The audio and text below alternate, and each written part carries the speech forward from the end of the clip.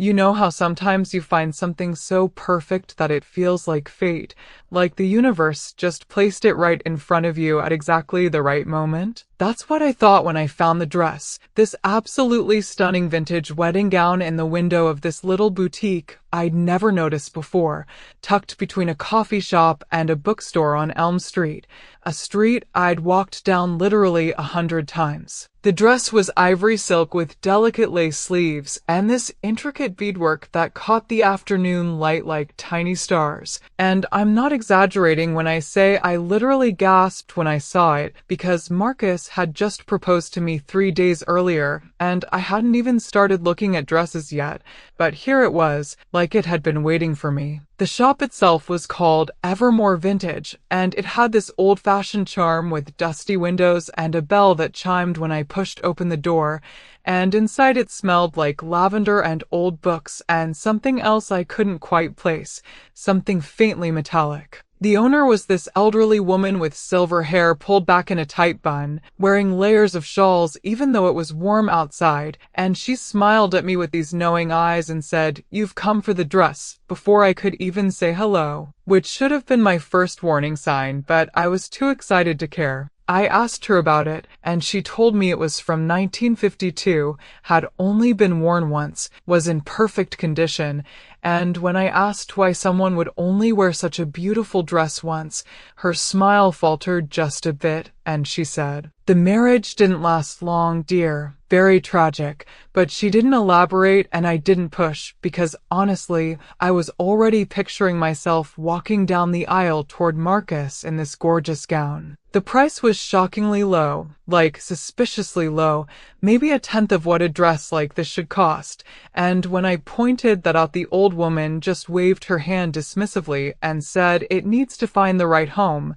and I think that's with you, dear." So naturally, I bought it right there. Didn't even try it on in the store because I could tell just by looking that it would fit me perfectly. I took it home that evening and hung it in my closet, and I swear even on the hanger it seemed to glow a little, seemed to fill the room with this presence that made my small apartment feel different somehow, heavier. That night I couldn't resist trying it on, and when I slipped into it the silk felt cool against my skin, almost cold actually, and it fit like it had been made specifically for my body, hugging every curve, the hemline hitting exactly the right spot on the floor. I stood in front of my full-length mirror and twirled, feeling like a princess, feeling like the luckiest woman alive, and I took probably 50 photos to send to my best friend Rachel, but when I looked at them later the images were all slightly blurred, like something had moved just as I'd pressed the button, even though I'd been standing perfectly still. I finally took the dress off around midnight and went to bed,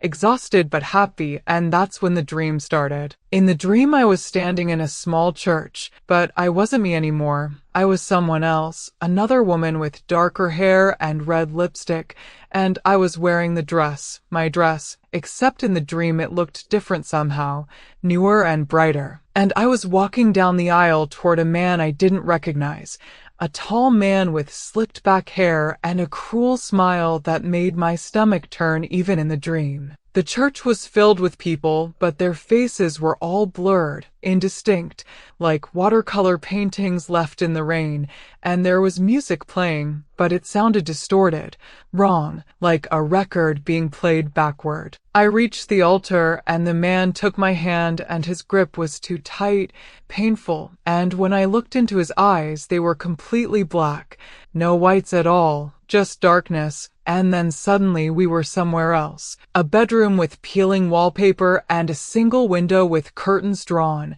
And he was angry about something, screaming at me with spit flying from his mouth, and I was backing away, terrified, still in the wedding dress. And then his hands were around my throat, and I couldn't breathe, couldn't scream, and I felt myself dying, felt the life leaving my body, and I looked down and saw blood, so much blood, spreading across the white silk like a blooming rose, turning the dress red, completely red, and then I woke up gasping in my own bed, my hands clutching at my throat, my heart hammering so hard I thought it might burst. I told myself it was just a nightmare, just wedding jitters manifesting in weird ways. Because that's a thing, right? Brides get stressed and have anxiety dreams, totally normal, except the dream felt so real, so vivid. Like it wasn't a dream at all but a memory, someone else's memory that I'd somehow experienced. The next few days I tried to forget about it, focused on wedding planning with Marcus, meeting with caterers and florists and all that normal bride stuff, and I didn't wear the dress again, just left it hanging in my closet. But I swear sometimes when I walked past it I could smell something strange, that metallic scent from the boutique, like copper, like blood. A week later, Rachel came over for wine and wedding talk, and she wanted to see the famous dress. So I took it out to show her, and her face went pale, like actually lost all color, and she said, "Sarah, is that supposed to be there?" and pointed at the hem. And when I looked down I saw it. A small dark stain that definitely hadn't been there before, of a reddish-brown mark about the size of a quarter on the white silk. I tried to convince both of us that it was probably just rust from the hanger or maybe something from the vintage shop, and I said I'd get it dry cleaned. No big deal, but Rachel looked genuinely disturbed and suggested maybe I should return the dress, find something else, but I laughed it off because I loved the dress. I couldn't imagine getting married in anything else. It was perfect. It was mine. That night I wore it again. I don't even know why. I just felt drawn to it, felt like I needed to put it on, and the moment the silk touched my skin I felt different, felt like I was slipping into someone else's life. And when I looked in the mirror my reflection seemed wrong. The face looking back at me wasn't quite my face. The eyes were different, sadder, older, and then I blinked and it was just me again. I went to bed in the dress because I literally couldn't bring myself to take it off.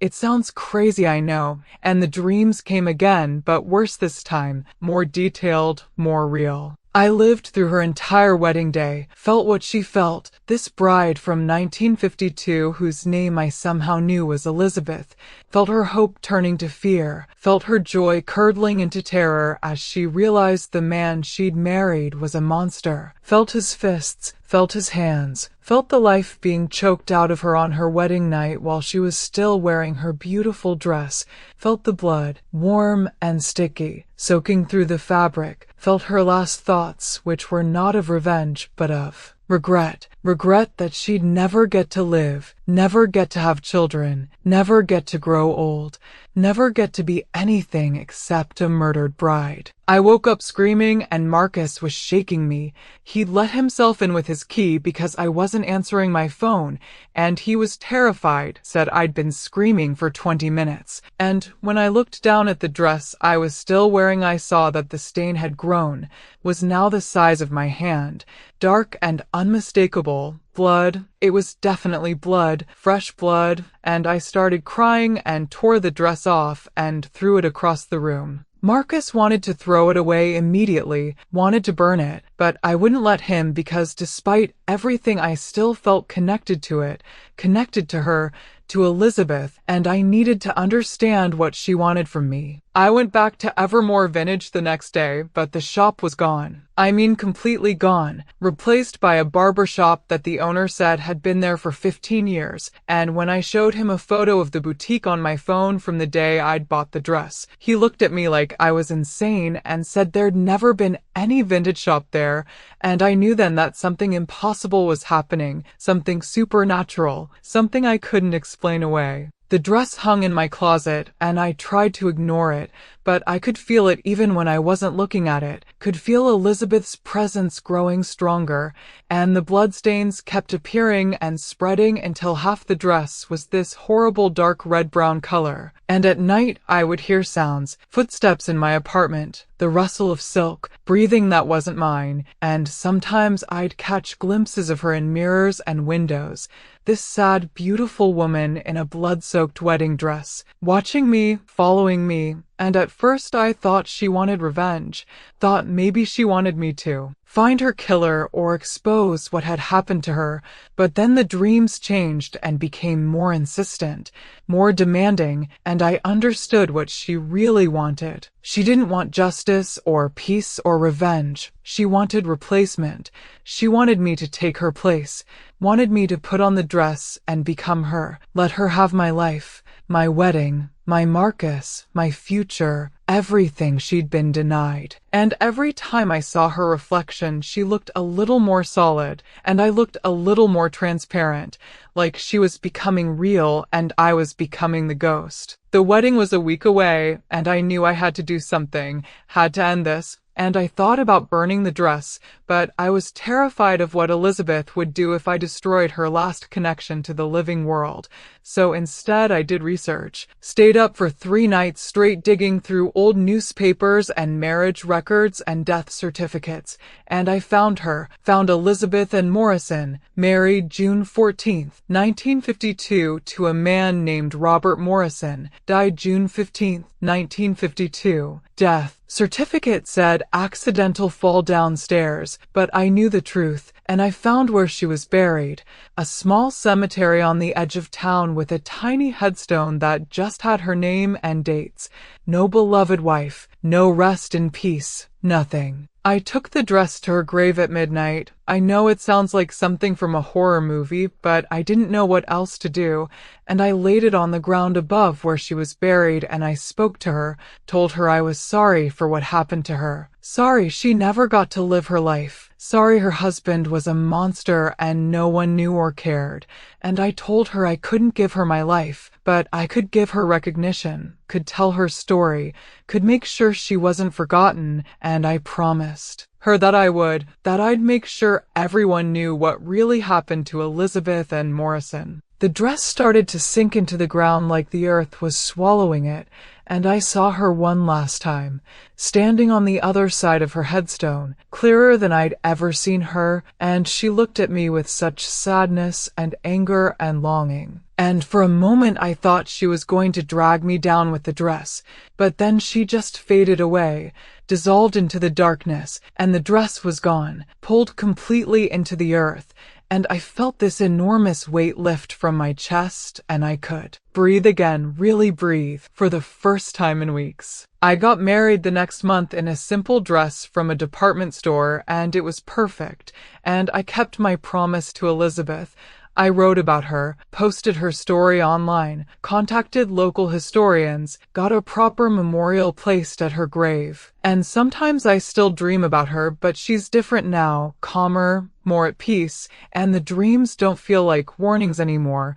They feel like thank yous. And I never walk down Elm Street anymore, because even though I know the shop won't be there, I'm terrified that one day it will be, with another perfect dress in the window, waiting for another unsuspecting bride.